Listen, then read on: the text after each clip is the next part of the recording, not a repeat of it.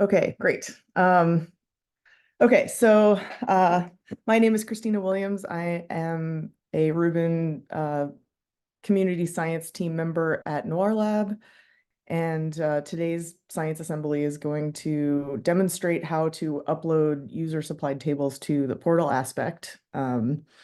So first, I think just to show you the agenda, I think the first 5 minutes we're going to just run through a few announcements since last time. And then probably more like in 5 minutes, I'll start the presentation.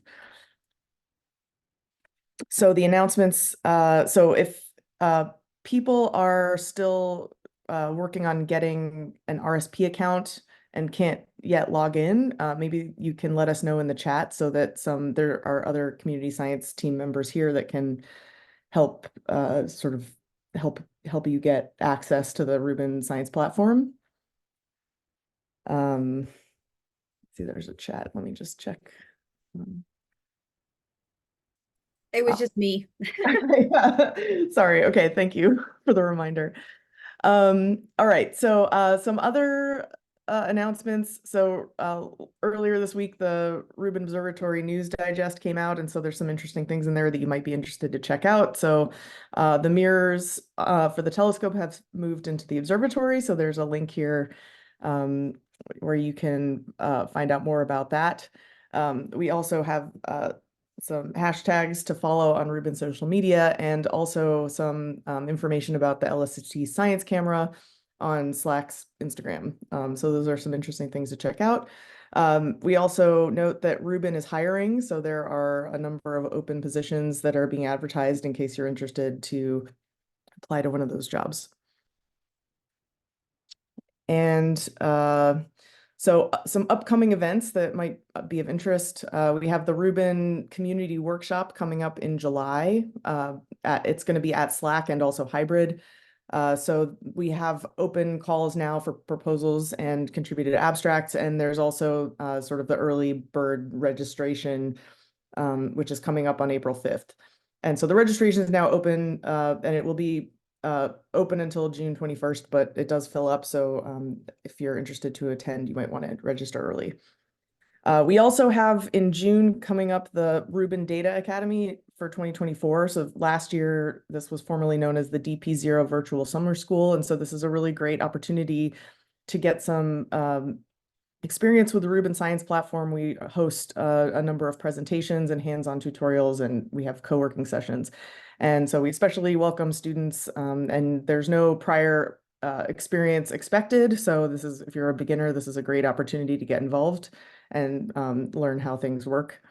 And we also have a few LSST based conferences happening in Chile and in Europe that are also registration is open for.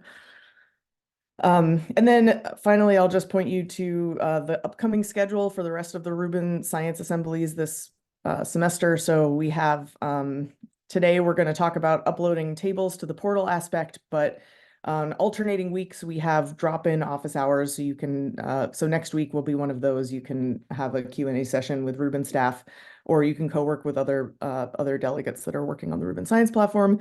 And then 2 weeks from now, we're going to have another portal tutorial presented about DP 0.3 by Yumi Choi. Okay, great. So does anyone have any questions about the announcements before I start the portal tutorial? Or is anyone having problems with their Rubin Science platform account and need some help with that? We can also make a breakout room for people to sort of troubleshoot that. Okay, great. So why don't I get started then with the portal tutorial? Let me just share my screen again. Oops.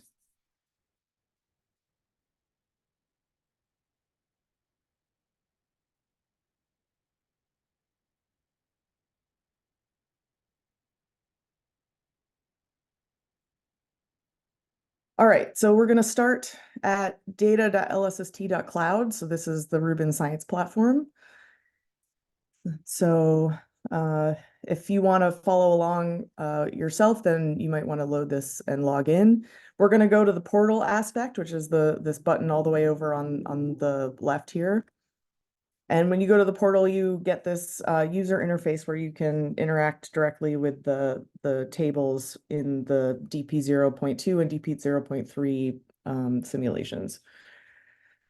So DP 0.3 is the thing we're going to work with today. So that is the solar system simulation. It doesn't include any images, but it does include a number of tables that have simulated data sets for solar system bodies that will sort of simulates the real data set we'll get with LSST. So the first thing to do is to click this show button over on the right here. And that drops down the tap service that you can select. So here we have to deselect DP 0.2 and instead select DP 0.3 SSO, which is the solar system simulation. So then that brings up under LSST DP 0.3 SSO tables, you can select a number, you can select between 4 different tables of solar system data. So the one we're going to use today to start is the DIA source table. So you want to go down to this third one here and click that. So DIA source is a catalog of sources that are detected in difference images.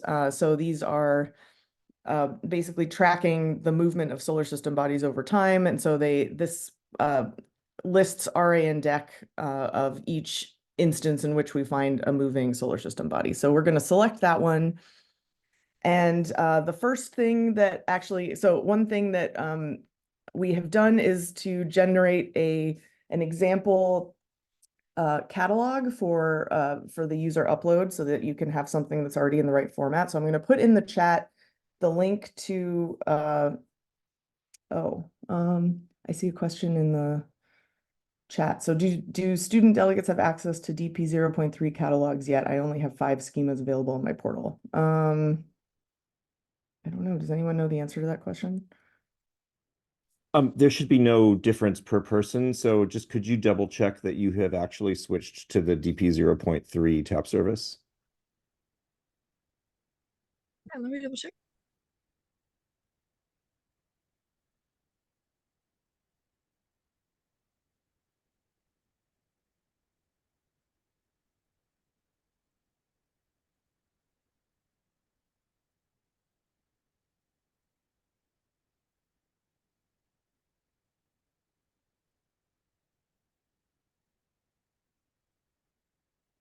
It might be Sorry worth, for my. Oh, sorry, go ahead. I was just gonna say, Christina, it might be worth showing that that's like a tricky bit that I think is easy to forget that show hide the select tap service bar. I think it often goes by quickly.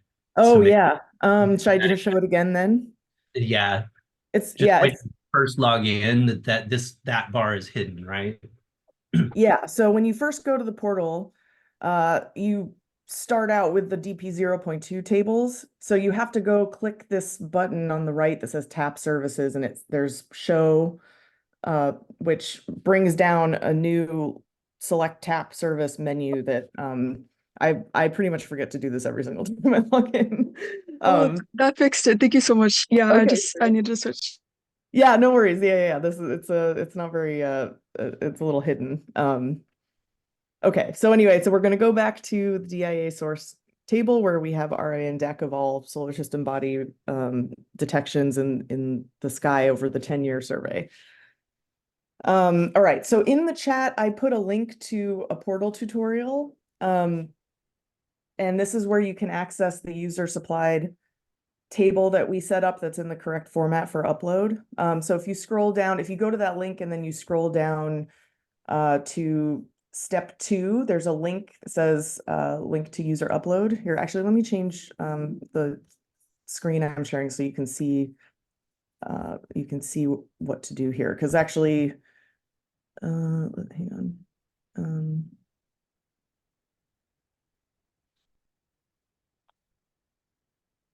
Okay. All right, so this is the portal tutorial. So if you scroll, so this is the beginning, but if you scroll down to step 2, there's a link here. So we uploaded a catalog that you can use as an example. So if you click on that, it takes you to GitHub. So you actually have to you have to download this directly from GitHub. You can't save the link from the other page. So you would go to this menu up in the far right and just hit download. And that will, because otherwise GitHub will not give it to you in the right text format. So just go and directly download it from GitHub this way if you're following along yourself. All right, I'm going to go back to the Rubin Science platform now. All right, so I already have this catalog downloaded, so I'm going to demonstrate now how to upload that into the portal. So first you go and click, so we're going to do a spatial search using the table. So the table inside that you downloaded contains RA and DEC and the time at which some subset of observations were taken of a solar system body. So, so we're going to, for now, unclick the temporal search. We're just going to click the box for the spatial search. And then to upload the table, you have to click this button called multi-object. So I'm going to click this button here. And it's going to bring up this window interface where you can upload the table. So you can either drag it in or browse for it. So I'm going to upload the table here. And there's a number of formats that this table can be in. The particular example we're using is a tab separated value format. And so it needs a header, and the header, we've labeled it as RA, DEC, and MJD for the time at which the source was recorded at these RA and DEC. So if all goes well, then this thing should register the columns of the table in this little table to the right. And so you can click the load table button.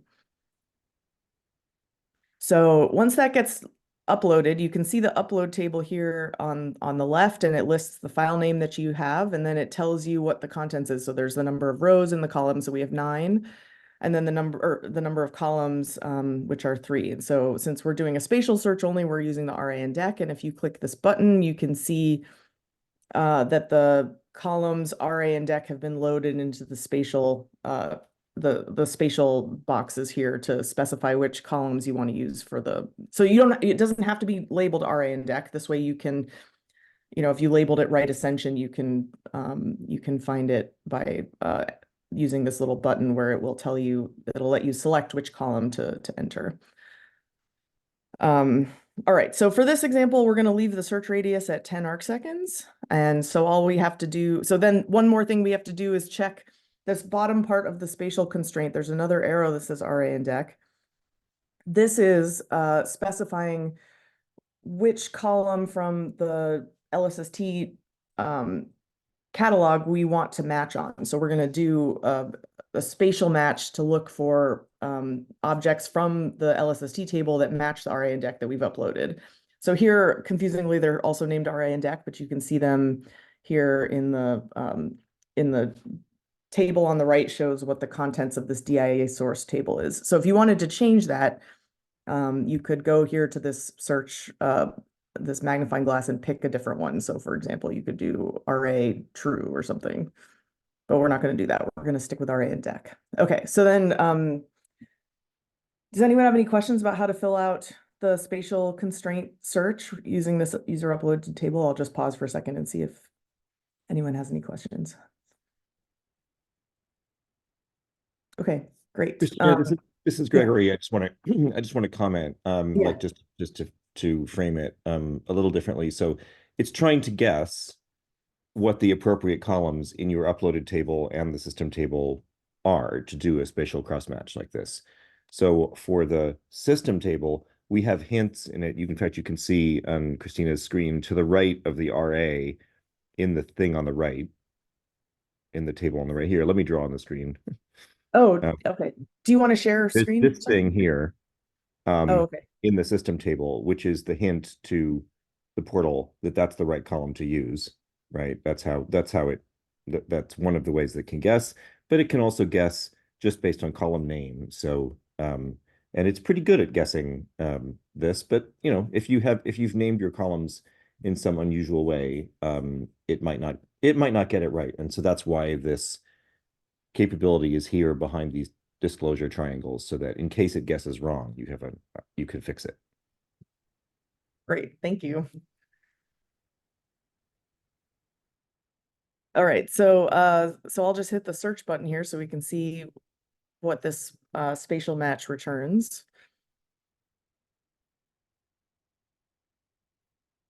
And so what we've done is we had a set of 3 objects that were in the catalog that you uploaded.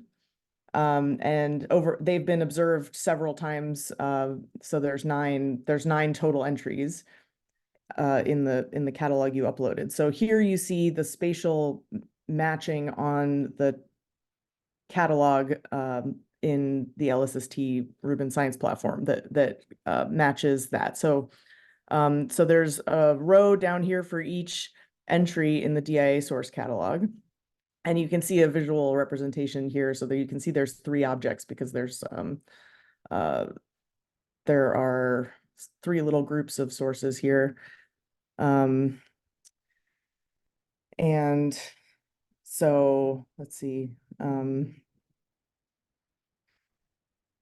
So you can see each object is a little clustered point. So it's a little confusing because there were 9 entries. So each of those objects entered more than once in the table you uploaded. But in any case, the idea here is just to demonstrate how you can, say you have, of a solar system body that was identified at a specific RAN deck at some point, you can then go and retrieve which objects those were by doing this RAN deck matching.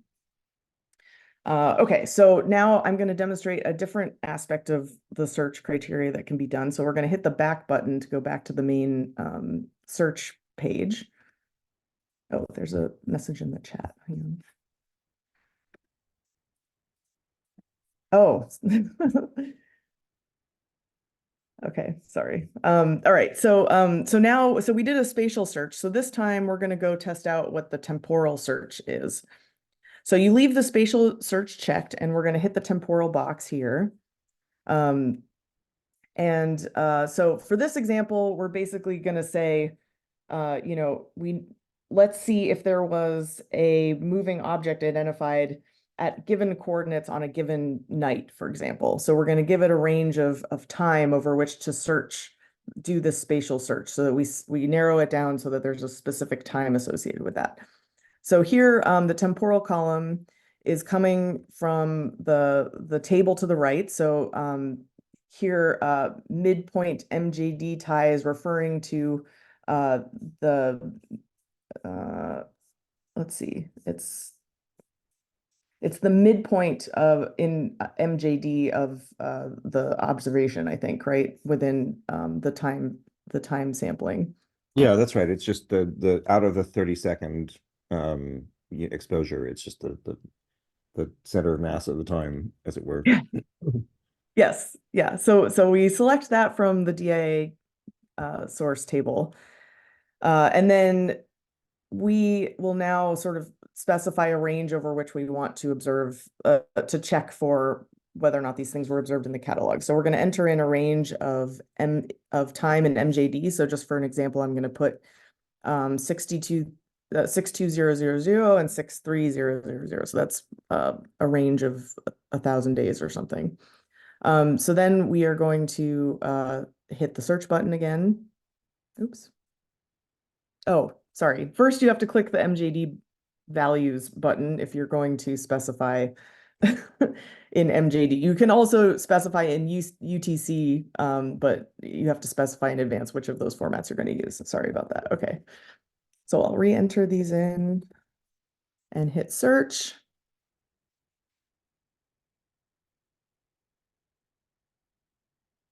Oh, there's no data found.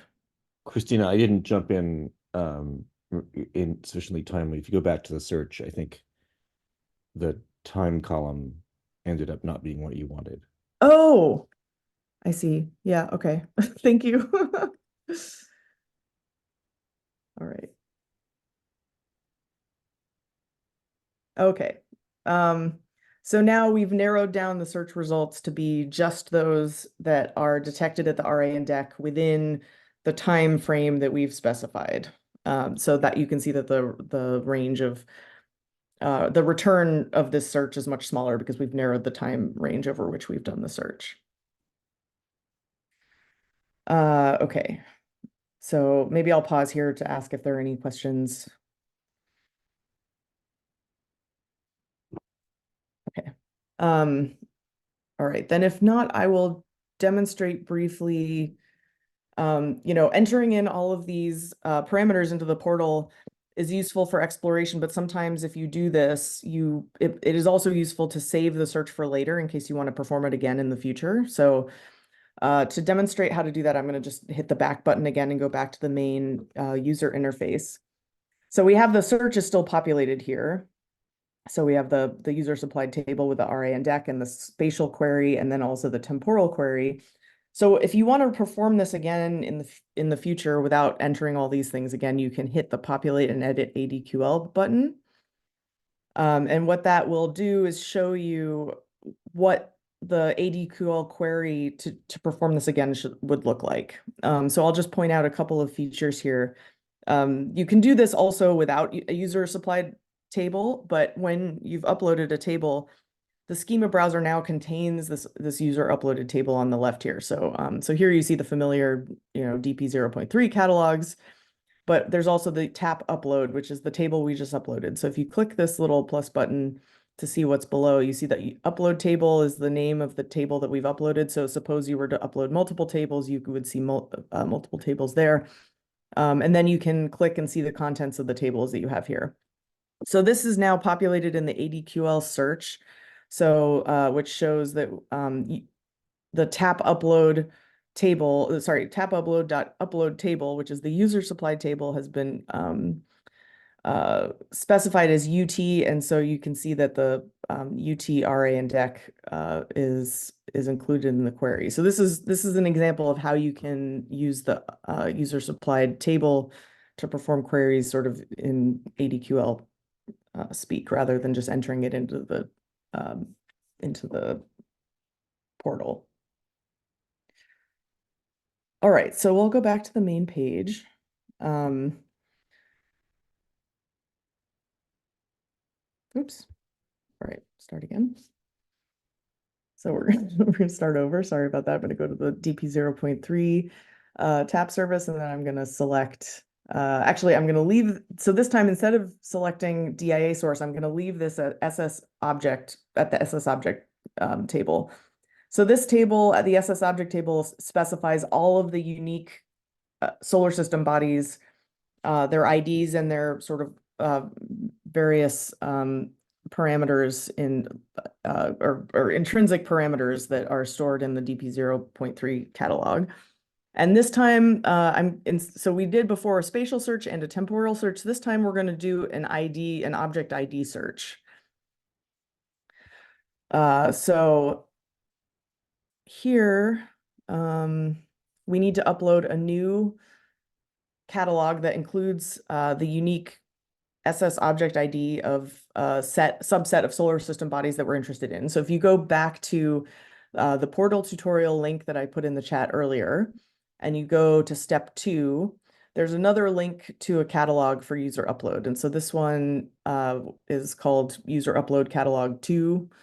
And this contains IDs that we can use to do unique object matching based on the object ID. So I'll give you guys a second to download that catalog if you're following along. And let me know if there's any problems with that.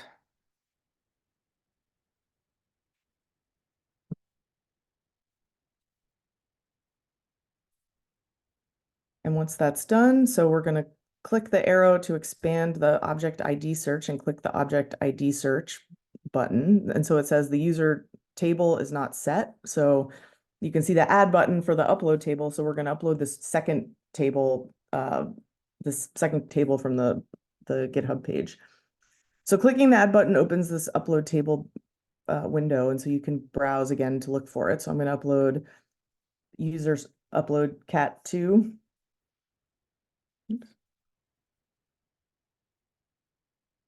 Okay, so this catalog is in it says CSV, but it's got one column, so it doesn't actually have any commas in it, but the one column that's included is SS object ID user. And so this is a set of objects and the unique SS object ID of a number of objects. So suppose a collaborator of yours says, we should study these subset of solar system bodies. You can do a search on unique identifier to find out what data is available inside the LSST tables for that object. So we're going to load the table, and then this here it pops up this window again to identify which column you want from the uploaded table to use as the object ID. So here we're going to click this magnifying glass and then select SS object ID underscore user. And then you see that it's now in this window. So it's going to search any query we perform here is going to search by trying to match on this SS object ID user. So then at the bottom here, you see the object ID from the table on the right. So this is the LSST DP 0.3 table.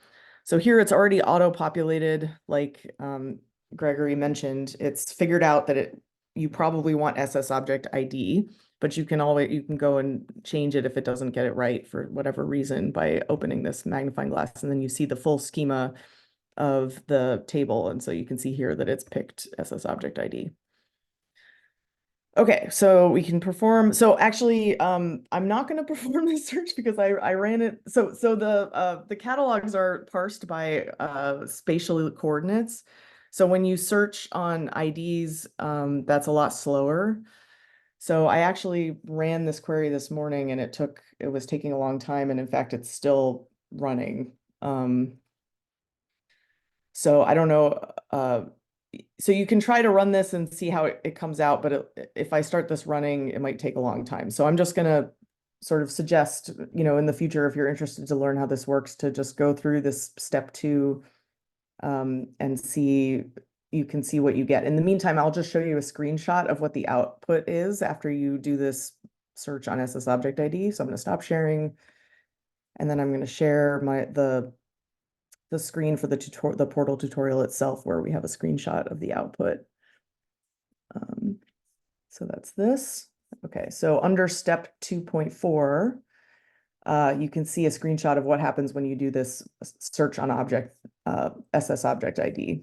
So here the result is a little bit different. So we had, I think we had 3 or so SS object IDs that we were searching on, and here it returns sort of all of the spatial information that tracks where these objects were during the 10-year survey. So you can see those tracks over here in the display. And if we were doing an interactive thing, you could also go and highlight specific entries by clicking on the box on the left, and it will sort of subsample the plot according to which objects you're most interested to explore. So sorry about that query not completing. I'll just go back to sharing the portal now. Give me 1 second.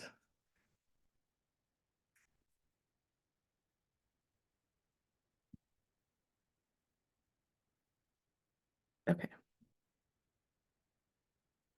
All right, so now I'm going to demonstrate again how to use the ADQL interface to do that search on object ID from the user supplied table. So from the back at the main search interface, if you go to the top right, there's a button that says Edit ADQL. So you can click on that. Right now we're in the user interface assisted view, but if you click this Edit ADQL, it will take you to a place where you can edit the ADQL code directly to do what you want.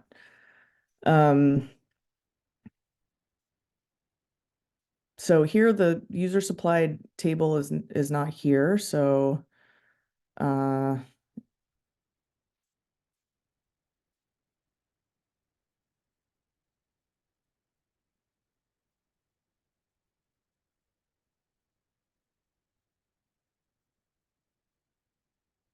Sorry, I just lost track of where I was supposed to add the table. There's an upload table bottom below the query box. Oh, there it is. Okay, thank you.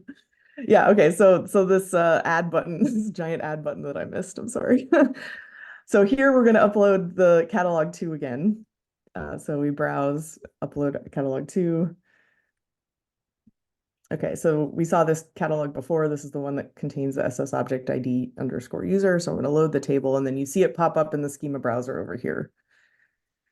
So now, let's see. So steps 2. So I'm at steps 2.5 and 2.6 on the portal tutorial. So there are some, let's see, click the plus button. Okay, so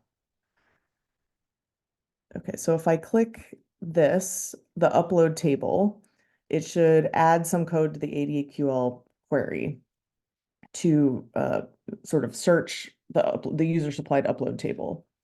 So this gets populated when you click that button. And then you can insert your own code. So I've put an example in the portal tutorial, so I'm just going to add it here.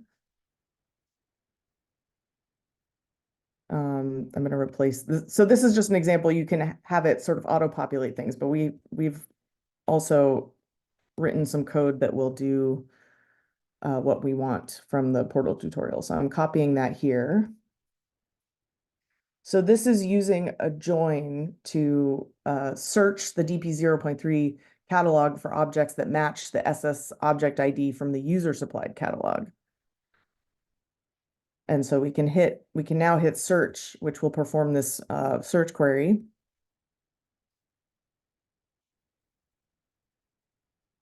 And this returns 2 matching SS object IDs to each other. So you can see up on the right here, the user supplied ID matches the one from the table, and then it tells you how many entries in the table exist, I think, number of observations. Oh, this is because I'd requested that it return number of observations from the SS object table also. So this tells you that this object, which we were interested in, was observed, has roughly between 320 and 350 observations for depending on which object you're interested in. All right, so that demonstrates various ways to access and match on SS object ID between user supplied objects of interest and the LSST tables that are in the Rubin Science platform. All right, so I'm going to go back to the main query page now.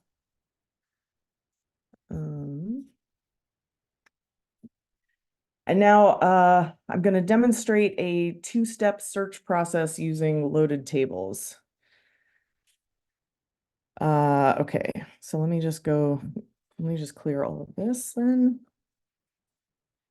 All right, so back on the main page, we're going to open the search query. So I'm going to select Spatial again.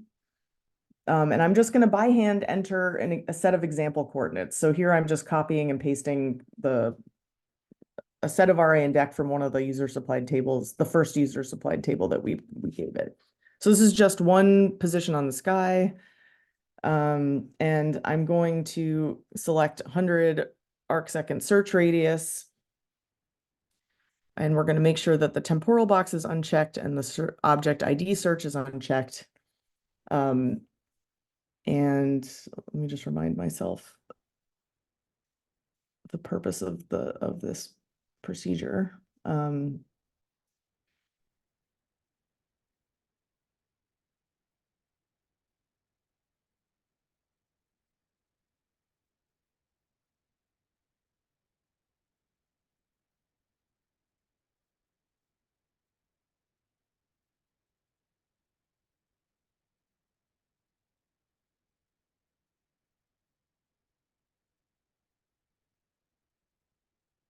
Okay. So we're going to retrieve a list of unique SS object identifiers that have crossed this spatial search cone at any point in time. So we're going to hit the search button. Oops.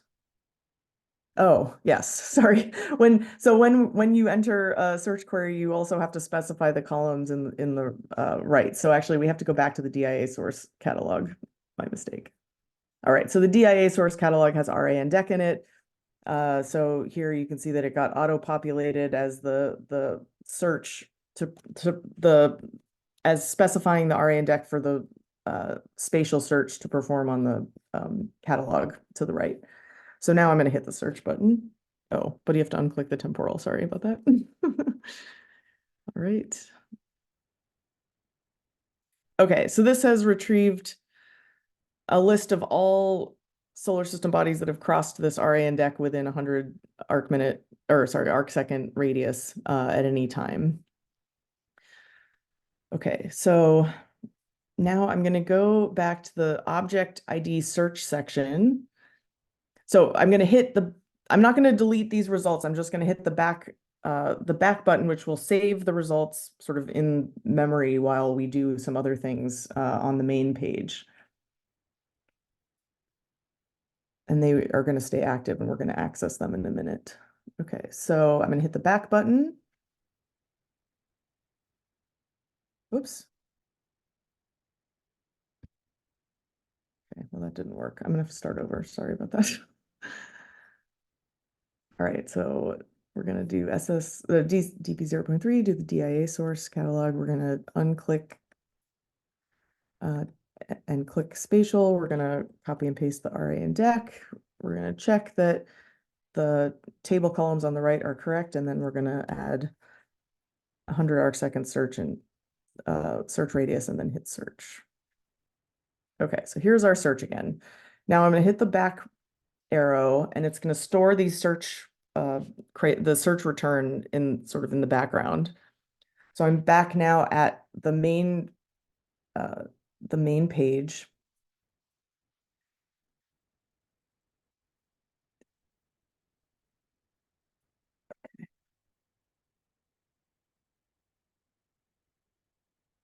So now we're going to go down to the object ID search. So I'm going to expand that, click the object ID search, and then I'm going to upload a new table.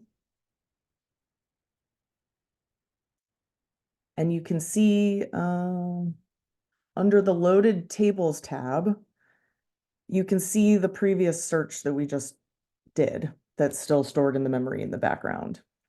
So this is handy if you want to do sort of a two-stage search query. So we're going to click on the load table button for this previously retrieved search. And now you can see that the object ID search has the IDs. Well, it has the return from the existing search that's still in memory. And there are 110 DIA sources that were returned by this. Okay, so now we're going to click the magnifying glass down by object ID. And so this is the return of the search in memory that we just performed. So I'm going to click the SS object ID of these searches, and this is going to return the unique object identifier of those 110 search query results that we have sort of standing in memory. And then we're going to query. So now we want to find out. So this was, so basically to describe what the search is doing, suppose you want to know within this spatial query on the sky, we know that there were 110 objects that passed through that part of sky at any given time in the survey. So we know which unique SS object identifiers those are. So we're going to store the unique identifier for each of those 110 objects. And then we want to retrieve all of the observations that were taken of those objects. So now instead of going to the DIA source catalog, we're going to change this to the SS source catalog, which records all observations that were taken of any solar system body at any time. So I've changed the search catalog. We still have the search query that we performed stored in the object ID search. And so now we're going to try to match on SS object ID for every observation that was taken of those 110 individual solar system bodies. So to do this, I'm going to make sure, so here we have the SS object, or sorry, the SS source table on the right. And you can see here all of the entries there. One of them is SS object ID, since these SS source things have been matched to their unique identifier. So we're just going to make sure that that is the right thing to match on. And we want to make sure it's matched on SS object ID. Okay, so now I'm going to perform this search. You can see our old search here on the DIA source catalog on the left, but we've opened a new tab now to show the results from this sort of multi-stage search to retrieve all of the individual observations of these objects. So here you can see all of the observations that were, it's not plotting exactly what I want, but hang on, let me just see.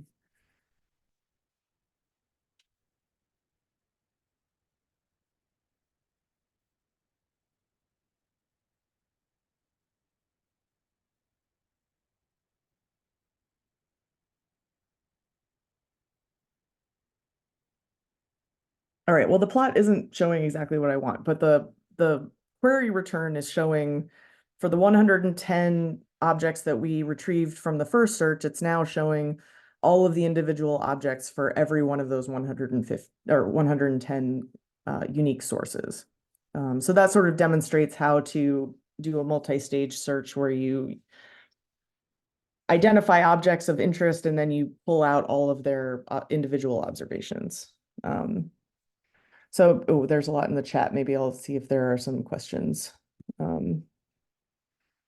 Does anyone have any questions that I can maybe answer at this stage? This is a natural stopping point.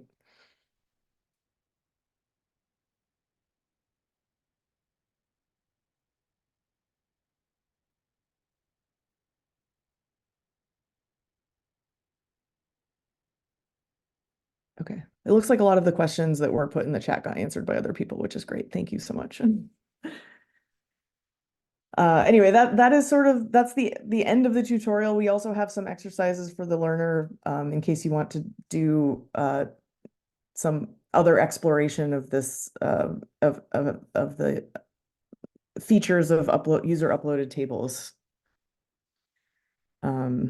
So yeah, I'll take any questions, and I think Gregory also can answer any questions about this.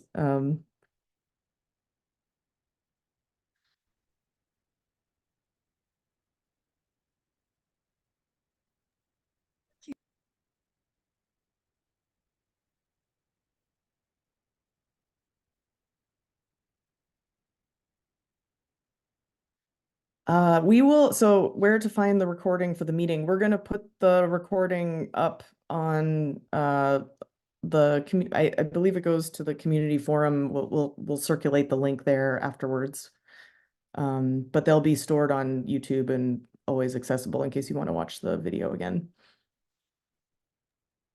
And it should be linked from the schedule on the webpage too, where on the dp0.lsst.io, we'll link to the recordings after they're available.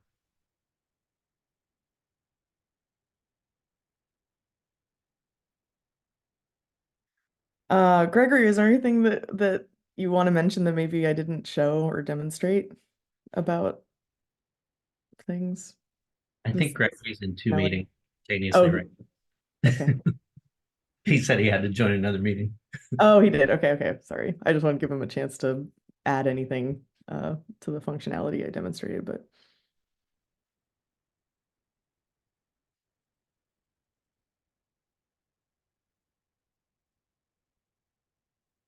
All right. Does anyone have questions about other unrelated things related to the Rubin Science platform or otherwise need some support from community science team members?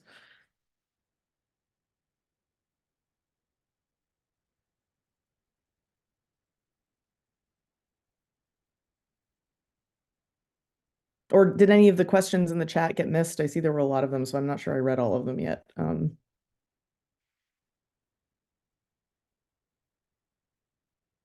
right, maybe I'll just stop the recording. And yeah, thank you all for attending. Great work, Christina.